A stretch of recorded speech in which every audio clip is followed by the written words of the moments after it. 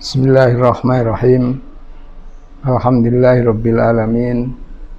Hamdan yuwafi ni'amahu wa kafi mazidah. Ya Rabbana lakal hamdu kama yanbaghi li jalali wajhika wa adhimi sultanik. Subhanakallahumma la nuhsi sana'an 'alaika anta kama asnaita ala nafsik. Allahumma shalli ala sayyidina Muhammadin al-Fatih lima ughliq wal khatim lima sabaq. Nasiril haq bil haq wal hadi ila siratikal mustaqim wa ala alihi haqqa qadrihi wa miqdaril adim. Allahumma shalli ala sayyidina Muhammad wa ala ali sayyidina Muhammad salatan tadfa'u bina ata'na wa ta'un ya man amruhu idha arada syai'an yaqulu kun fayakun. Allahumma 'allimna ma yanfa'una wanfa'na bima 'allamtana wa zidna ilma. Alhamdulillah ala kulli hal wa na'udzubillah min hali alinar.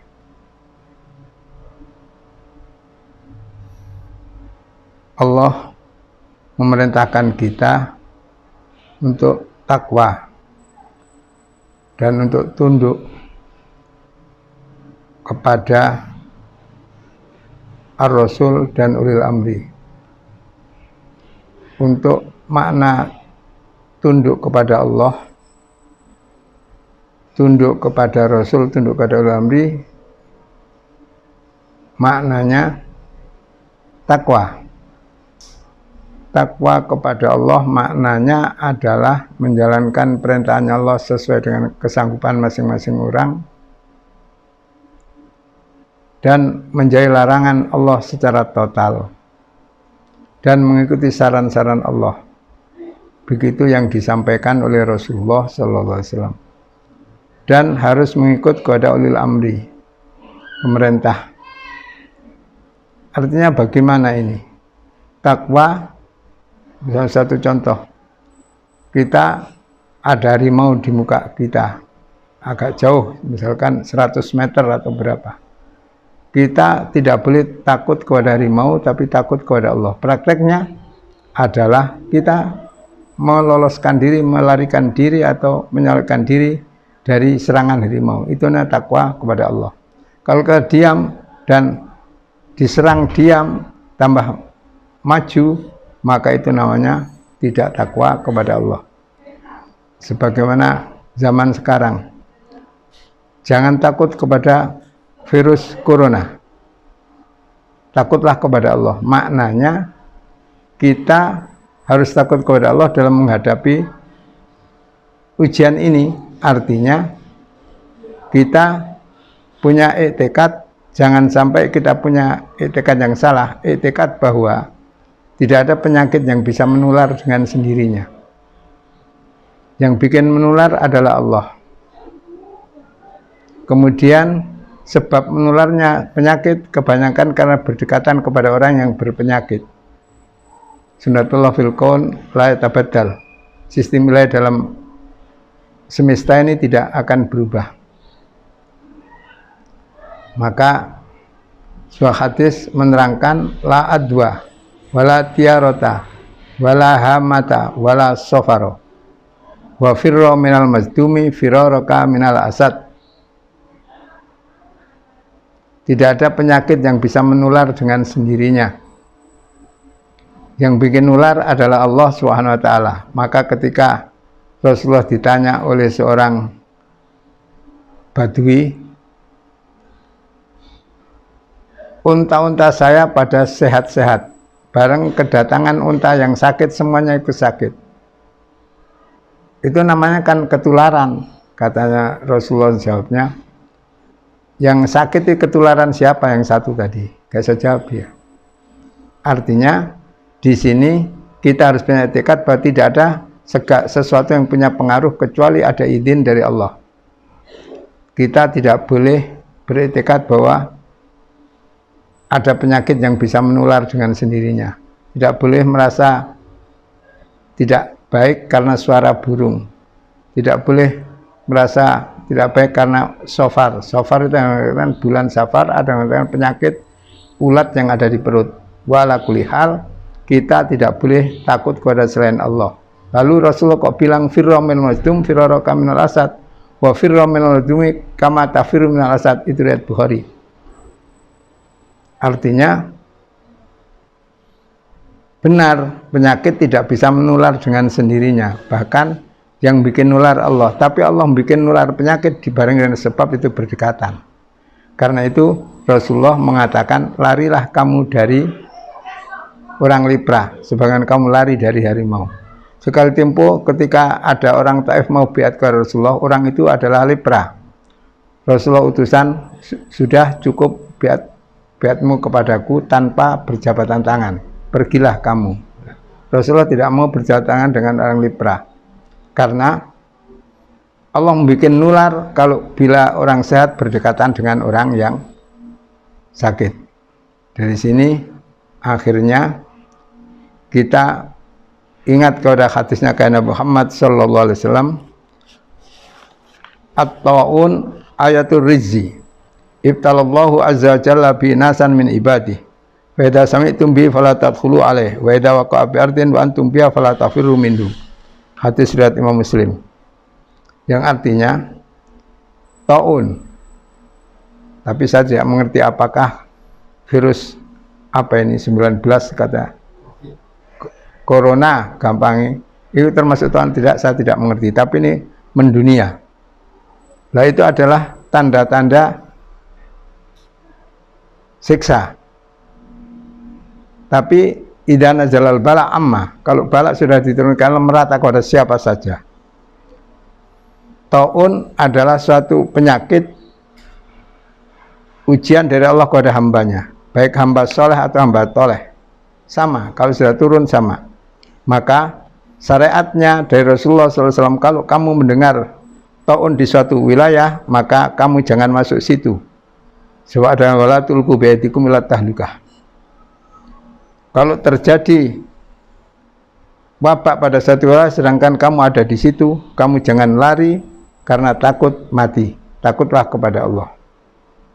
Nah di sini maknanya, kalau kamu ada di daerah wilayah yang ada ta'un, ada penyakit yang sangat menakutkan secara zahir, maka kamu jangan keluar dari wilayah itu.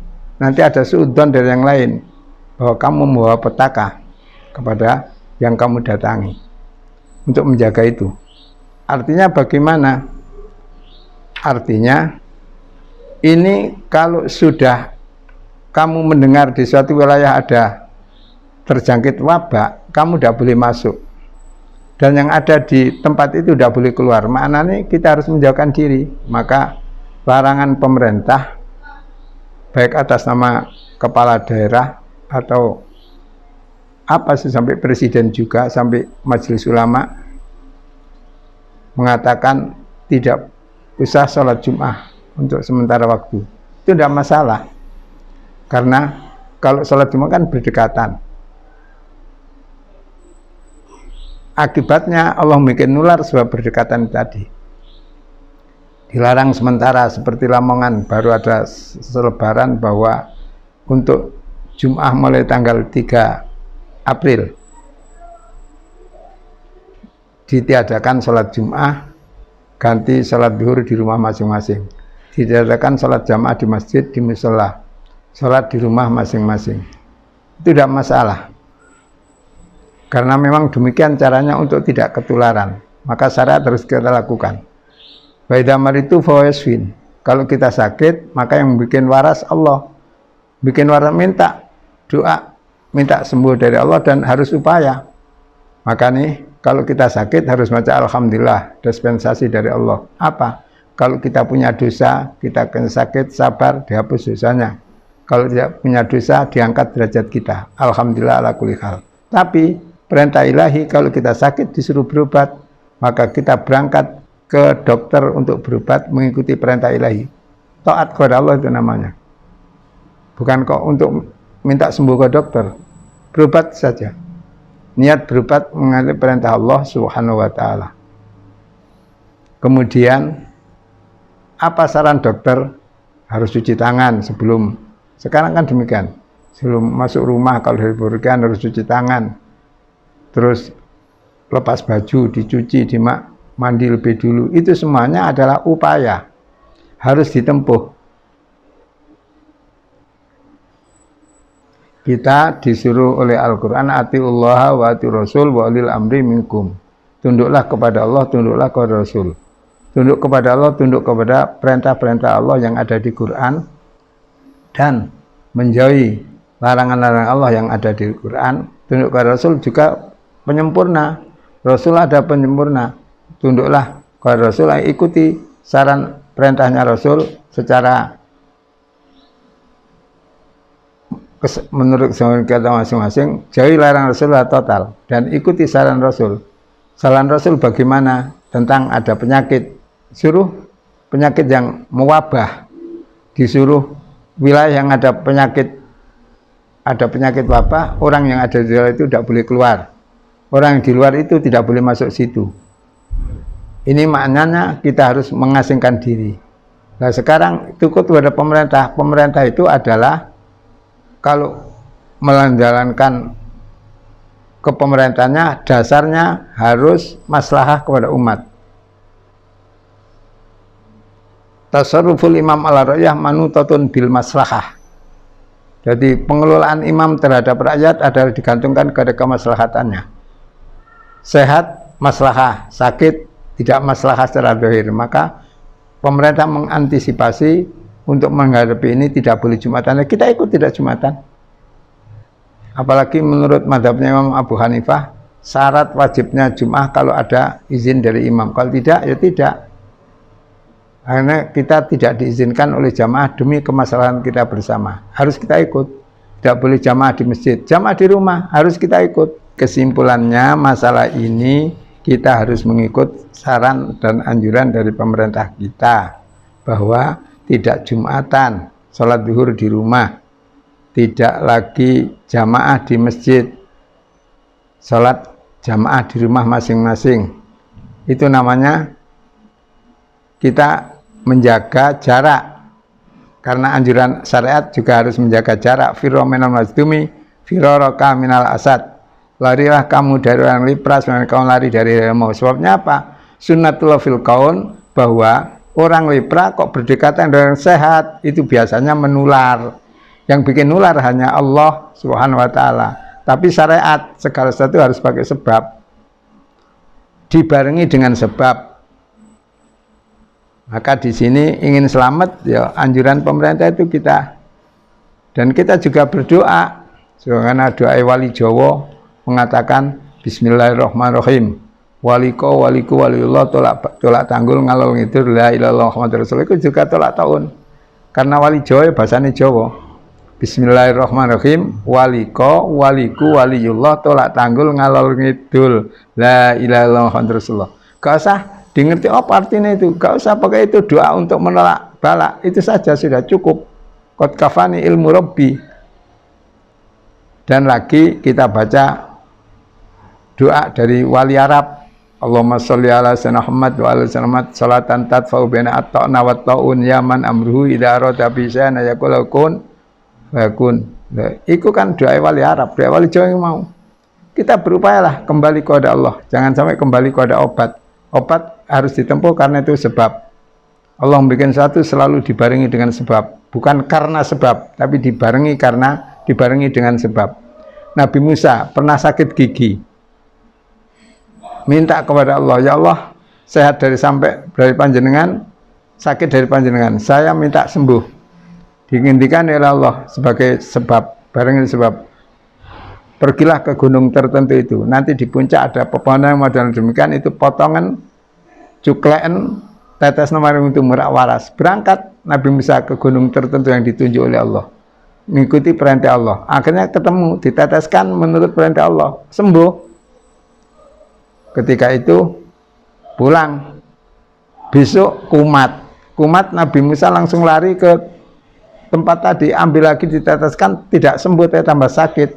Nabi Musa matur, ya Allah, kemarin sembuh, sekarang kok tidak? Nah, kemarin kau nujumu kepada saya, sekarang kau nujumu kepada sebab, yang jaluk sebab kono. Nah, akhirnya kita selalu harus dibanding dengan sebab, hanya saja hakikatnya adalah dari Allah Subhanahu wa ta'ala. Maka sebab-sebab yang dimengerti oleh dokter ya kita ikut, dan kita nggak ngerti apa-apa. Masa harus diterangkan secara kedokteran kepada umum, kan tidak. Hanya secara garis-garis besarnya saja.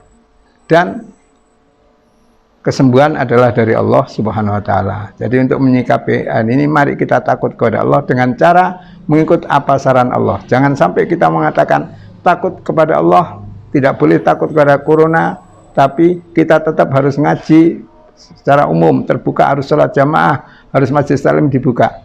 Itu namanya tidak takwa kepada Allah, sebab melanggar sebab itu. Jadi mestinya takut kepada Allah menyikapi corona, yaitu siap-siap menjalani perintah Allah dalam menempuh sebab, yaitu menjauhkan diri. Dan yang punya penyakit harus kondo, gak usah mendekat ke orang sehat. Itu harus demikian. Kalau tidak demikian, Masya Allah, petaka akan. Maka langkah-langkah yang ditempuh pemerintah untuk menyelamatkan kita adalah kemaslahatan umat. Tasarruful imam firra'yah manutatun alal maslahah. Jadi sikapnya imam melakukan peraturan kepada umat itu harus berdasarkan kemaslahatan. Baik, kemaslahatannya untuk supaya tidak sakit, tidak menghabiskan uang, tidak apa itu, ya apa, ikuti kebijaksanaan pemerintah itu, dan tidak bertentangan dengan agama kok. Insya Allah demikian. Ini yang bisa saya sampaikan. Maka sekali lagi, Rasulullah ini pernah bepergian. Setelah bepergian ada hujan. Ada hujan, adzan waktu sholat. Adzan waktu sholat. Adzan untuk sholat. Tapi ketika hayyalal falah diganti. Sallu fi ala rihalikum. Sallu fi rihalikum. Allahu akbar, Allahu akbar, la ilaha illallah. Adzannya setelah hayyalal sholah, sallu ala fi rihalikum. Sallu fi rihalikum. Allahu akbar, Allahu akbar. Jadi adzan tetap dilakukan sebagai tanda itu masuknya waktu dan untuk sholat, tapi tidak usah berjamaah ke masjid. Bahkan dianjurkan untuk sallu fi rihalikum, sholat agamamu dewi-dewi, gak usah jamaah ke masjid, karena ada petaka itu hujan. Maka sholat jamaah disunatkan bila tidak ada hujan. Kalau ada hujan sekira membasahi pakaian kita, sudah tidak dianjurkan untuk ibadah, untuk menjaga kesehatan, menjaga pakaian, menjaga apa. Itu demikian lenturnya ajaran Islam itu. Demikian yang saya sampaikan. Assalamualaikum warahmatullahi wabarakatuh.